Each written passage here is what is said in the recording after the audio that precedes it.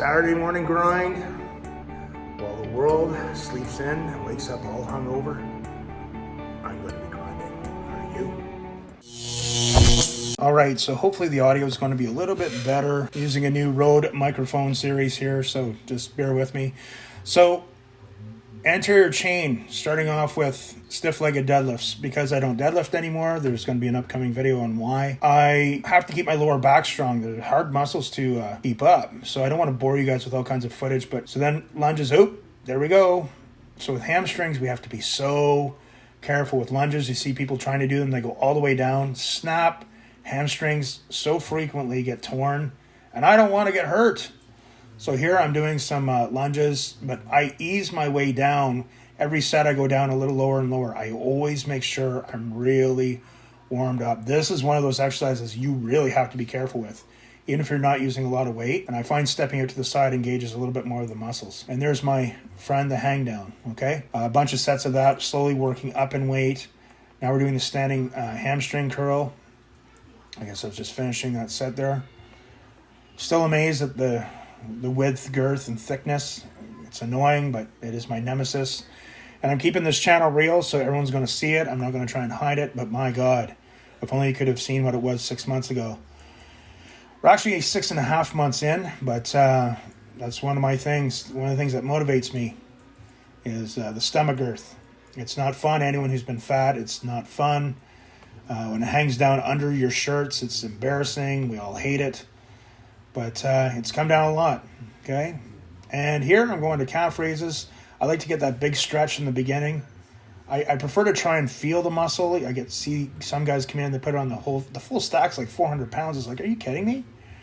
So I'm at like 200 or something. Big stretch in the beginning, stretch out the any plantar fasciitis adhesions, and really get the contraction and the squeeze just like that. So very important to keep these muscles strong because, you know, your whole body's a suit of armor. Even though I train differently, I don't want any weaknesses in my body, and I still have plenty. All the little muscle areas, especially in your hips, they really show up. For core, one of the things I learned from Shane Sweat, who came up under Louis Simmons from Westside.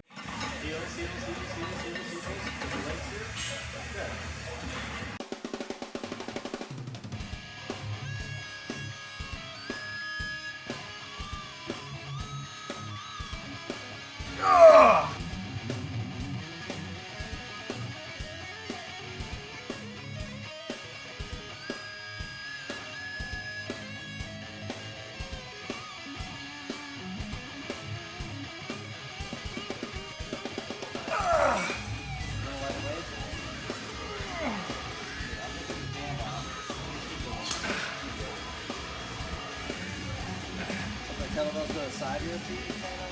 Yeah. There you go. Push your hips forward to the top. So come up, push your hips through.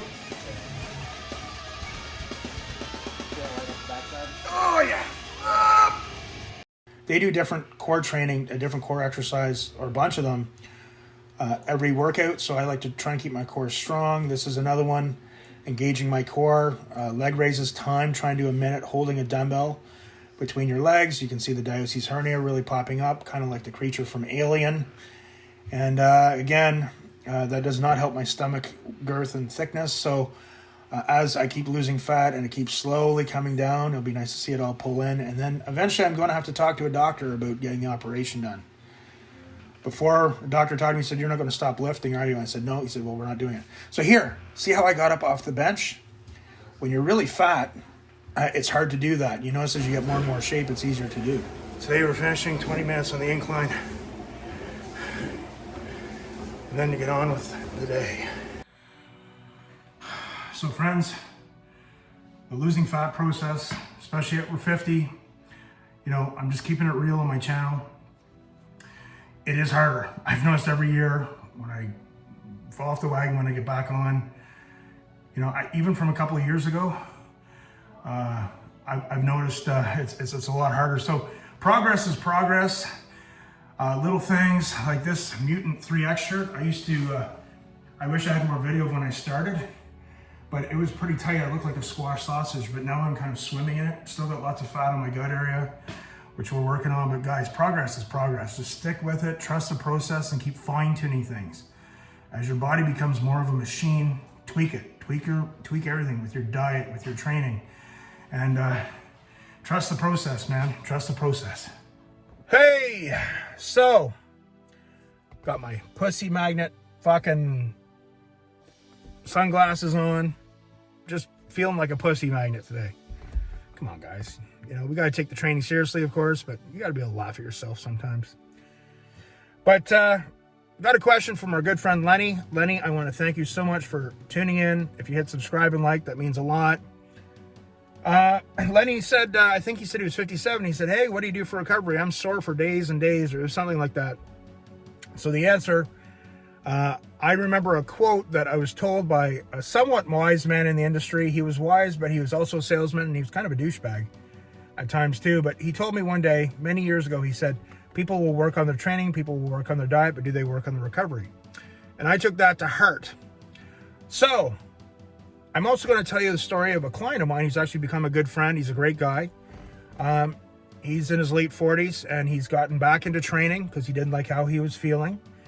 It's more, he'll talk to me about stuff, and I just nod and smile and encourage him. But one of the first things he told me, he's like, oh man, I'm sore all the time after I train. So I'm a big believer in hormonal optimization. Again, I do not want to get this confused with taking all kinds of crap, because I believe as you get older, your body can't do the things it did when it was younger. You can still do incredible things. I think you have to change your mindset, change your goals, the way you look at things. But we're not here to take tons of gear. Okay, I might open that can of worms and discuss it, or my experiences, but I'm a believer in TRT. I'm a believer in optimization. So my friend, I told him, you know, he's been at it for months now. He quit smoking, which is fantastic. But he said his training, like, he started running right away. I'm not a fan of running, especially when you're not in shape and you're carrying extra weight. I don't think it's good for your hips, your lower back, your ankles, your spine, your knees. If that's something people want to do, and as they lose weight and get in better shape and they want to start pursuing, sure. I used to do that in my MMA, Brazilian Jiu-Jitsu days. I'm not big on it now. I never intend to be. I'm a big believer in cardio, though. But I think the high impact, I think it's actually negative for your cortisol, and I also think it's not good for what it's doing to your body. That's just me. But he started doing that right away. And he's like, oh, I do my workouts. I do my cardio on the treadmill, or I'll run before I lift weights. Okay. I wouldn't do that, but at least he's doing something. But he'll say to me, man, I'm sore for days after my workouts. I said to him, man, you should check your you should get your testosterone levels checked, get some blood work done, get your free and total testosterone checked. So up here, without getting into conspiracy theories, you know, testosterone is very cheap. That doesn't do Big Pharma any favors. They, you know, for a lot of guys, it's low testosterone is a pandemic. We have a lot of pollutants in the air, in our food, in our water that mimic estrogen. And basically, I believe that the human male species is slowly evolving off the face of the earth. I have nothing against people's questions, people's sexuality. But if you see the feminization of men, especially if we look at the past 20 years, you got to look at it and go, man, something's going on here. Nothing against people of different sexual orientation, whatever. As long as you're happy, I'm happy for you. But, you know, we do have to open our eyes and go, okay, like, it's important to hang on to our testosterone, our masculinity. So he's getting his blood work done. And, you know, I told him, I said, you know, it's not a miracle drug or anything, but it will make you feel a lot better. And for a lot of guys, when they go on needed testosterone replacement, the first thing they'll notice is their sleep is better. They're actually like, holy shit, I actually feel like I've rested. I went to bed last night and I actually feel like I got some rest. And then you notice things. You start to have more energy. In the gym, if you tend to sit down a lot between sets, all of a sudden you don't need to. You can stand up more in between sets. You just have more energy. Your attitude starts getting better. After a month or two, you start noticing some differences sexually. But again, you still have to put in the work. You have to put in the work with your diet, with the training. It's not a miracle drug, but I'm a firm believer in optimization. Make sure to get your free and total tests done. Again, Big Pharma, testosterone is cheap. They would rather get you on statin drugs, antidepressants, erectile difficulty stuff. They'd rather get you on 5 or 6 different drugs than just one thing that can kind of work with you and help fix a lot of things, especially if you're willing to work out and diet. Number one, get that checked. And if your doctor won't do it, there's a lot of incompetent doctors out there. Find another one. Figure it out. Number two, I pay very close attention to my body, Lenny. Again, like for example, today, I don't deadlift anymore. That's a story for another day. My lower back, like I look at my whole body as a suit of armor.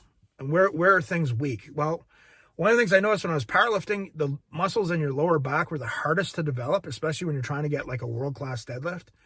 But when you stop training that way, they're the first things that go away. So I'm trying to build my lower back up without deadlifting. Stiff-legged deadlifts are an absolute must in my training routine. I don't want to have any weaknesses in the chain. I'm trying to work on my flexibility with everything. That being said, recovery, I don't believe in drinking aminos when you're trying to lose weight. When I was getting huge in the past and really strong, I inhaled them like they were going out of style. Branched chain amino acids, essential amino acids. Trying to lose weight and body fat, I do everything fasted. I don't touch amino acids, and I'll tell you why. I had a stalling point with losing weight a few months ago. And I was like, well, what am I drinking or what am I doing to cause that? And then I realized your body, especially if you're fasted, will use amino acids that you're consuming while you're working out.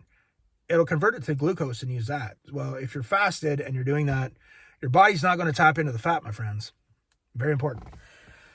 So, hot baths with Epsom salts. If I really need it, usually after leg workouts, I really make sure my diet that I hit my goals. I like to hit at least 250 grams of protein a day, maybe 300. If I've had a really tough workout, usually when I'm squatting, I will have some carbs around that. I know when to have carbs. So my thing, what works for me, I never touch sugar. I never touch desserts. I'm going to leave it open around Christmas time if I want a piece of pecan pie. I might do that. I might have one at New Year's, but probably not. To me, sugar is the devil. It's like putting a beer in front of an alcoholic. You know, we can get into other things too with recovery, good sleep. I've noticed a lot as I've lost fat. My sleeping is much better and I don't need as much of it. It's more efficient.